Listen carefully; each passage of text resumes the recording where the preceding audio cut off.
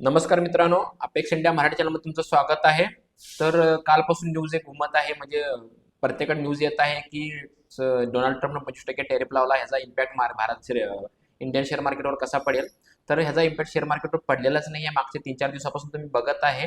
तर कारण का आपला जो इंडियन मार्केट आहे तो स्ट्रॉंग आहे. स्ट्रॉंग म्हणजे काय, जो 100-200 पॉईंट आहे ते कंटिन्यू पडत असतोच, खालीवर खालीवर असतोच. एवढा इम्पॅक्ट नाही होणार आहे. तर पहिला गोष्ट समजून घ्या, टेरिफ म्हणजे काय. टेरिफ म्हणजे काय, एखाद्या देशाला दुसऱ्या देशामध्ये जो आयात निर्यातीमध्ये जो कर असतो याला आपण टेरिफ म्हणतोय. म्हणजे भारत जो आयात निर्यात करतो अमेरिकासोबत, तो आयात निर्यातीमधला जो कर होता, म्हणजे तो टेरिफ होता, तो 50% केलेला आहे. म्हणजे पहिला 25% होता, आता 25% वाढून तो 50% केलेला आहे. ह्याच्या पाठीमागचं कारण म्हणजे काय, जो इंडिया आणि रशियामधला जो तेलाचा व्यवहार होत होता तो कंटिन्यू सुरू आहे. ह्याचा इम्पॅक्ट अमेरिका सरकारला पडतो. डोनाल्ड ट्रम्प आहे, जो अमेरिकाचा प्रेसिडेंट आहे, तो काय करतो म्हणत आहे की जो रशियासोबत जर तुम्ही परत एकदा असंच करत राहिला, असंच जर तुम्ही कंटिन्यू आयात निर्यात करत राहिला किंवा देवाणघेवाण करत राहिला, तर तुमचा जो टेरिफ आहे तो 50% वरनं 100% पण मी घेऊन जाऊ शकतो. मग ह्याचा इम्पॅक्ट अमेरिका सरकारला काय पडलेला आहे की जो भारत सरकारनं जो इंडिया आणि रशियामधला जो तेलाच्या व्यवहारमध्ये जो आयात निर्यात करत आहे, ह्याचा इम्पॅक्ट अमेरिकेमध्ये पडलेला आहे. त्यामुळे त्यांना लॉस भोगावं लागत आहे.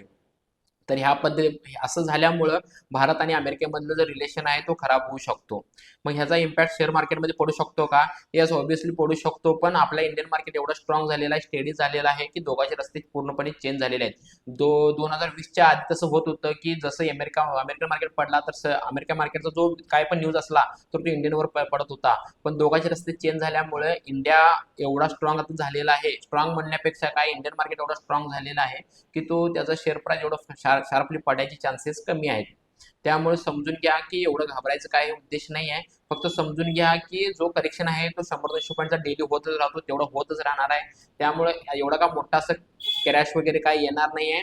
आणि इंडियन मार्केट करेक्शन फॅक्टरमध्ये असल्यामुळं हा थोडं करेक्शन करायला खाली येऊ शकतो, पण टेरिफचा त्याच्यावर काही इम्पॅक्ट पडणार नाही आहे. तर तुम्हाला टेरिफ समजला असेल, लवकरात लवकर अपेक्स इंडिया चॅनल सबस्क्राईब करा.